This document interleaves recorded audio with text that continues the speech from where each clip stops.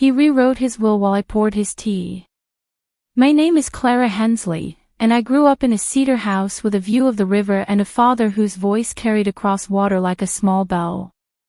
The house looked permanent, but our family never was. My mother left when I was 13. My brother, Daniel, learned to step aside from hard conversations and call it diplomacy. I learned to make lists, to steady my hands, and to hold my breath whenever someone said the word inheritance like it was a promise you could fold into your pocket. When my father's cough turned low and persistent, I moved home. I cooked the food he liked, and I kept a notebook of his medications. On good days, he asked me about my students, and I told him about the children who sounded out their first stories with brave mouths. On bad days, he turned toward the window and said he could hear my mother's footsteps, and I said nothing. The lawyer visits began in January, when ice tightened on the river. A man in a gray coat, always on time, sat with my father in the study. I gave them tea and shut the door. Paper whispered from inside the room, and pens clicked like intentions. Once, as I cleared their cups, my father smiled and said, "Just tidying things up, Clara." His voice was warm, but there was a new formality in it, like a guest setting a glass carefully on a coaster. People came by in those quiet months. Neighbors with soup, church women with lilies, and Daniel with an expensive watch that caught the light and held it. He hugged me with one arm and said, "You're a good daughter." He said it every time, as if he needed to hear it out loud. He stayed 2 hours, talked about his firm, and left with a box of our childhood photos he said he would digitize. He never returned the box. February brought the final hospital stay. The doctor, a kind woman with efficient hands, shook her head in that practiced way. My father slept more, and when he woke, he made small jokes that landed like feathers and sank without a trace. The last night, I read to him the story he used to read to me, about a girl who crossed a dangerous bridge because she believed the other side held something worth keeping. He squeezed my fingers and said, "Stubborn suits you." After the funeral, the house felt too clean. I dusted the framed photograph of him on the riverbank, the one where he is caught mid-laugh, cap pushed back, eyes weak with joy. The doorbell rang and the same gray-coated lawyer, Mr. Bentham, stood on the step. He offered condolences with precise words, then unfolded a letter at the dining table, the old wood shining under his neat hands. Daniel arrived with a practiced frown, took the head of the table, and nodded like a man prepared to be magnanimous. Mr. Bentham adjusted his glasses. "There have been changes," he said. His tone was mild, but the sentence split the room. "The will," Daniel said, already reaching for it. "It was revised," Mr. Bentham replied, "earlier this month." He read it aloud. "The house, the savings, the river lot my father loved, and the 2 rental cottages all to Daniel. A trust for a scholarship in my father's name. Nothing to me beyond personal items and gratitude for devoted care." I folded my hands to keep them still. The cedar boards were warm under my feet. Somewhere outside, a branch scraped the window like a question asking to be let in. I heard my own voice before I knew I had spoken. "That's not how he raised us." Daniel cleared his throat. "It's how he finished things, Clara." The lawyer closed his folder. "This is the most recent executed document. Grief has a shape, but humiliation is fog. It gets into your hair, your clothes, your careful plans." I nodded, said thank you, and walked the lawyer to the door. When I turned back, Daniel was already measuring the room with his eyes. The tea kettle clicked off behind me. The house breathed once, then held it. Something cold and steady settled in my chest like a weight that chose me as much as I chose it. I thought of the girl in the story crossing the bridge. I realized I had just stepped onto it. Word traveled quickly, the way water moves through stone. People hugged me longer than usual and looked over my shoulder, as if wealth might be peeking from behind my ear. The church newsletter printed a paragraph about my father's scholarship, complete with a photo of Daniel shaking hands with the principal. My name appeared in a single sentence, sandwiched between adjectives. I returned to school, where the children were studying maps. They colored borders with careful hands and asked if rivers ever ran out of blue. I smiled and said, they only rest where they widen, and then I went home and cooked soup that I could not taste. At night, the house groaned from old wood and old arguments.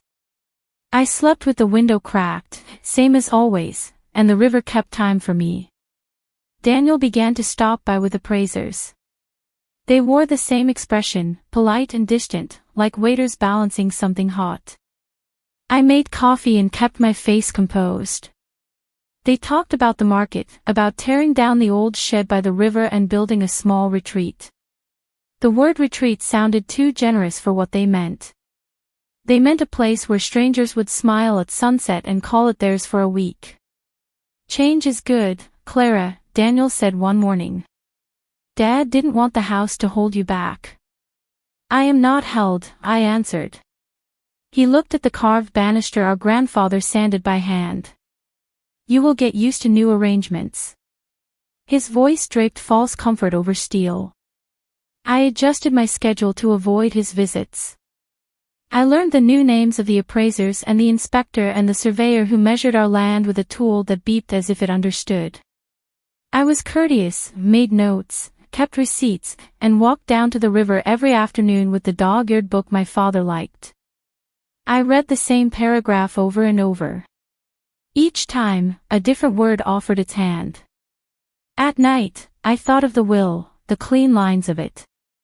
I thought of my father's last week, when he asked for lemon tea and said, "You take after me, Clara. You'll keep what matters." My chest tightened at the memory, then loosened, like a lace pulled and released. A friend from the library, Ruth, brought over a lemon cake and a story about her sister's probate case.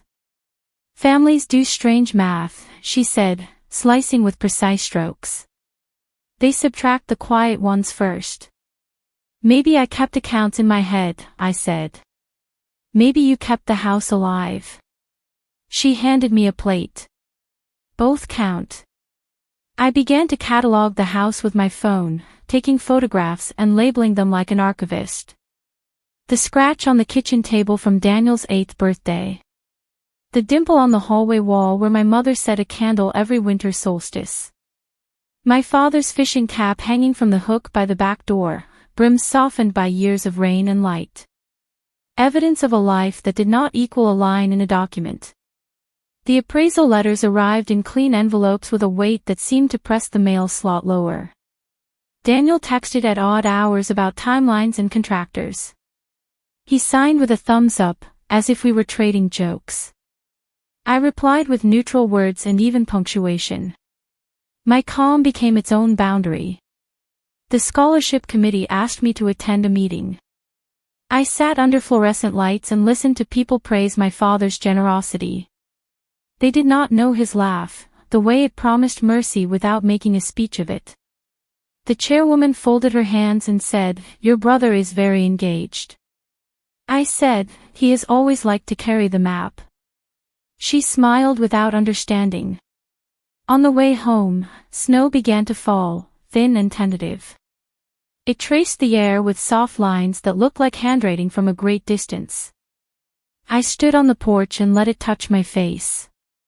The house behind me hummed with winter, with memory, with my father's last words.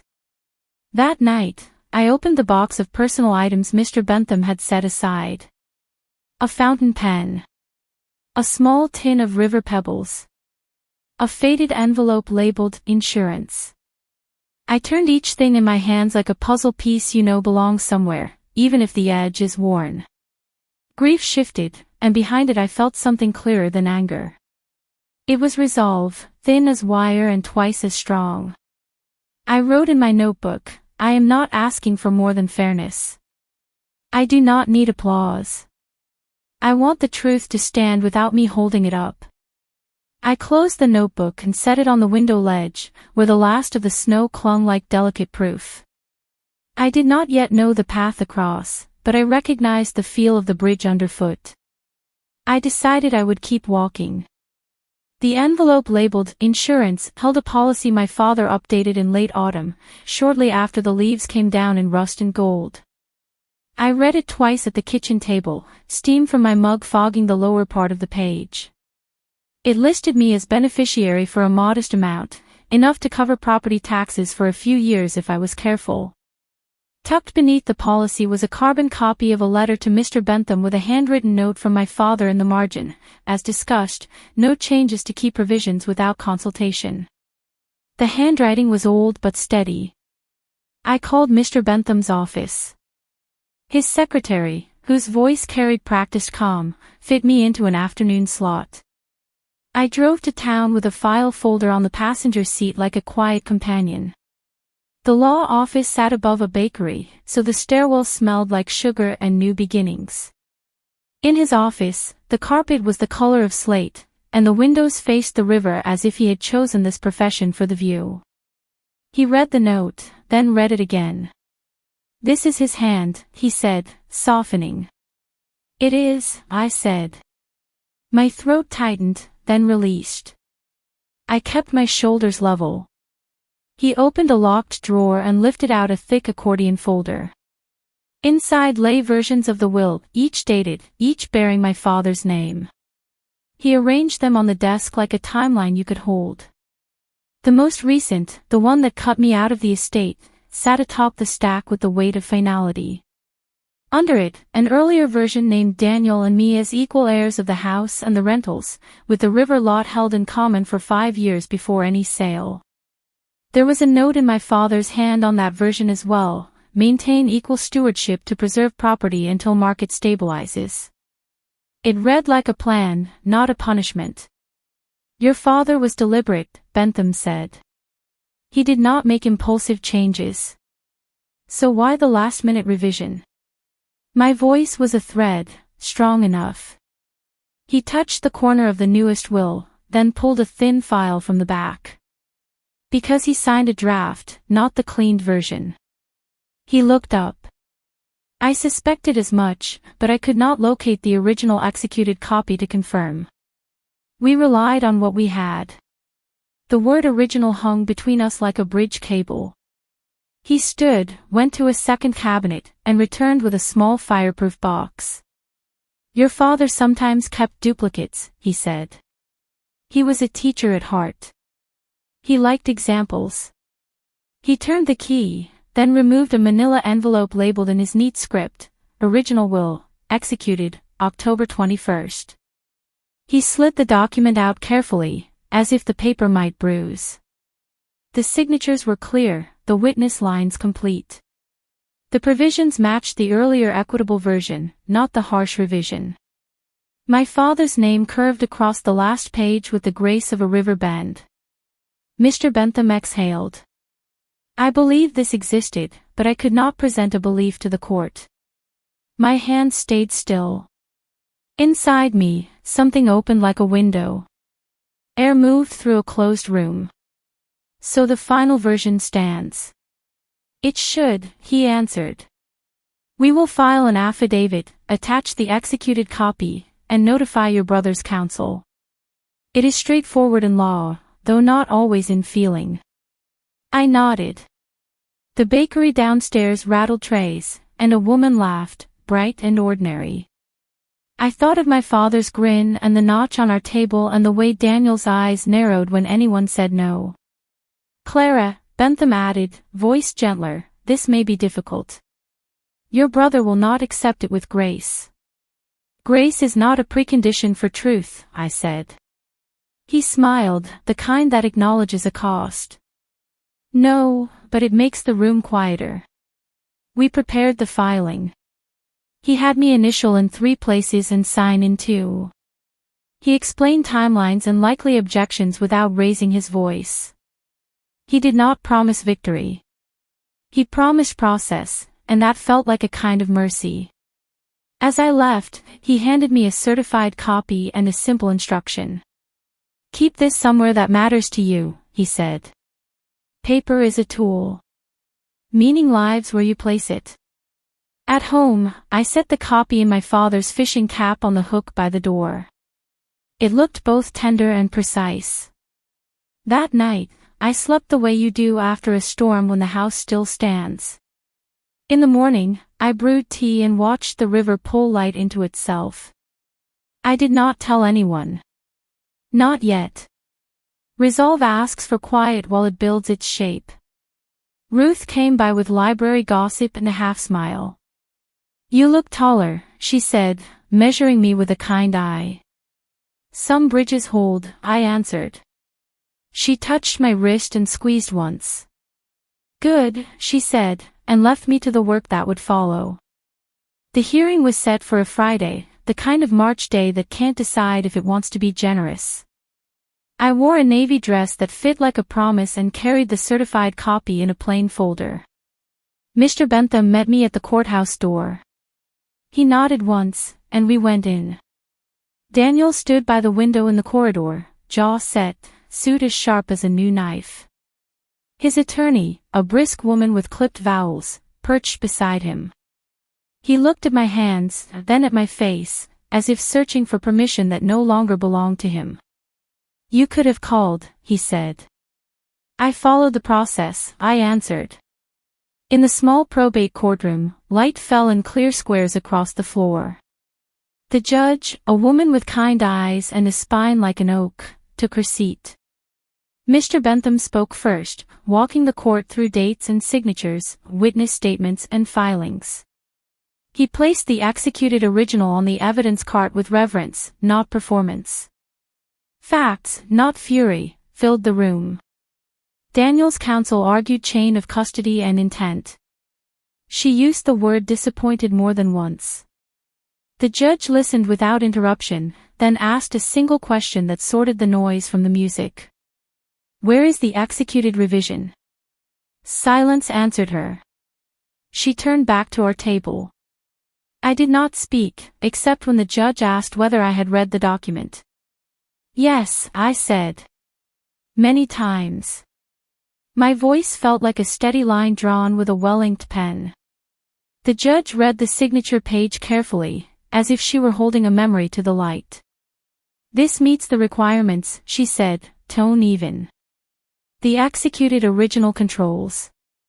She delivered the words plainly, as though truth did not need to announce itself to be believed. Daniel inhaled sharply. He did not look at me. The decision settled into the room like snow falling into its own silence. The judge set out next steps, issuance of letters, correction of filings, notice to parties. Mr. Bentham took notes and stood when he should stand. It was not dramatic. It was exact. Outside, Daniel followed me into the corridor. He spoke in a voice pitched low for privacy. You think this is victory? It is accuracy, I said. You waited, he said, as if timing were a sin. I prepared, I answered. There is a difference. He shook his head. Dad wanted efficiency. I gave him action. He wanted steadiness, I replied. I gave him care. He laughed once, short and brittle. You always think you know the heart of things. I've held it, I said, and watched the words land. He opened his mouth, then closed it. He did not apologize. He did not shout. He looked, for a moment, like a boy who had dropped a glass and was waiting for someone else to kneel with a cloth. Ruth waited outside on the steps, a thermos of coffee in her hands like a benediction. How did the room sound? She asked. Like a clock, I said. With nothing in the gears. We sat for a while watching people cross the wide stone plaza. Mr. Bentham came out and handed me a copy of the order. You will receive formal notice within the week, he said. Your brother's side may posture, but their ground has narrowed. Thank you, I said. It felt both insufficient and exactly right. That afternoon, I went home and opened all the windows. The house exhaled winter. I walked room to room and spoke in a voice just above a whisper. We're staying, I told the kitchen. We're staying, I told the banister and the photograph and the hook by the door. Saying it out loud made the walls lean in closer, not to trap, but to hold. Daniel texted that evening. A single line, we need to discuss logistics. I replied, Saturday at 3. Nothing more. Excellence in boundaries, my therapist once told me, is not icy distance. It is warm clarity. I decided to cultivate both. He arrived on time. We sat at the table with blank paper between us. He began to list demands in a tone he likely used at work, a cadence of mastery. I let him finish, then slid the order forward and pointed to the clause about stewardship. Equal, I said. 5 years. He stared at the words until they became shapes. You'll sell after that. We'll decide after that, I corrected. He understood then that nothing could be forced under a roof that remembered balance. He nodded once, bitterly, and signed the summary Mr. Bentham had drafted. He did not throw a glass. He did not slam a door. He put on his coat and walked to his car with steps that did not match the ground. The house was quiet again. The river made its steady case outside. I brewed tea and stood by the hook with my father's cap and the copy of the will. Justice did not cheer, it breathed. It did not erase grief, but it burned away humiliation like fog under noon sun. I held my cup and watched the steam unfurl, a small weather I could understand. The day closed with a clean sky, and I slept without bargaining. In the months that followed, life tilted toward ordinary. I taught children to read and, in doing so, taught them to listen to themselves. We started a small reading corner in the name of the scholarship, a shelf in the sun with books about rivers and bridges and girls who refused to stop mid-crossing. The principal asked me to speak at the dedication. I read a paragraph from my father's favorite story and let silence fill the space where applause sometimes lives. Daniel adapted to the new arrangement like a man learning to write with his left hand. His texts became less pointed, more practical. We met quarterly with Mr. Bentham to review accounts and tax obligations. We replaced the roof on one rental cottage and installed a safety rail by the dock. Sometimes, Daniel would stand at the water's edge and skip a stone with the same shoulder flick he had as a boy. The stone still remembered how to travel. I planted a small kitchen garden with Ruth in April. We turned the soil while the dog watched, unimpressed. We set in rosemary and thyme and a row of peas along a wire trellis. My hands found their old rhythm in the dirt. It felt like writing a letter in a script no one else had to read to understand. One evening, under a sky rinsed clean by rain, Daniel knocked on the back door. He carried the photo box he had taken months earlier. No theatrics, no explanations. He set it on the counter and looked at the floor. I should have returned this sooner, he said. Thank you, I replied, and meant it.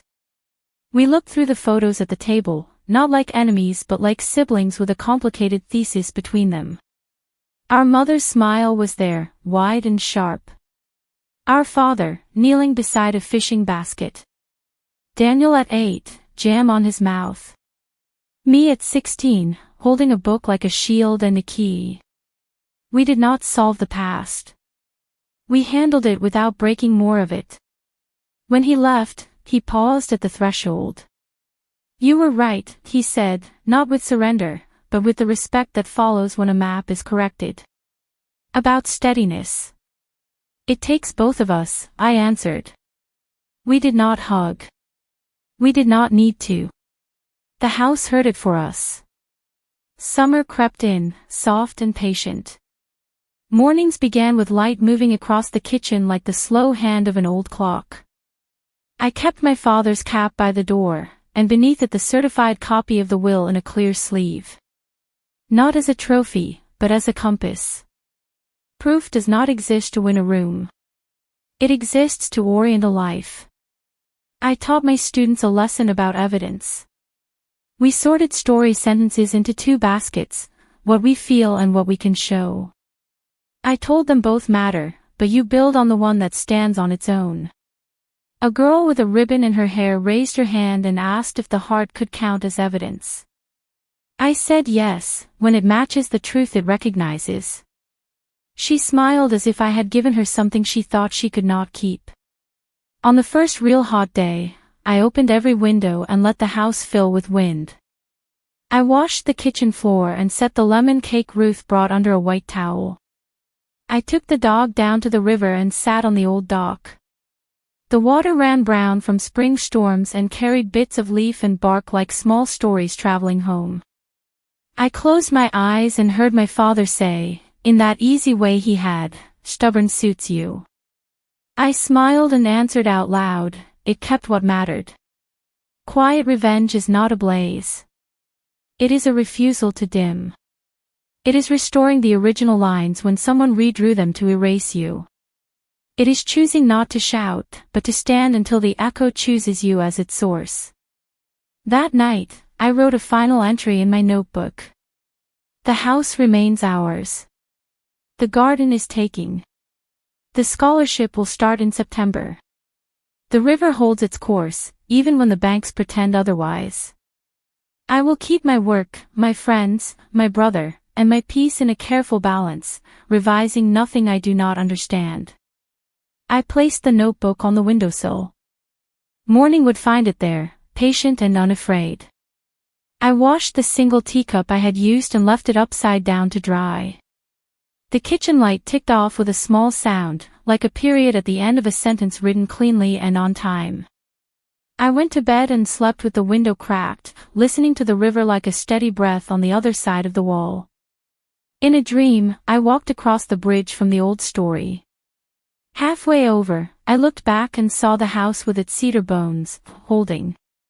I looked forward and saw a garden, lit and ordinary. I kept going, because that is how you finish things. If this story touched you, share your thoughts below. And subscribe for more stories of quiet revenge.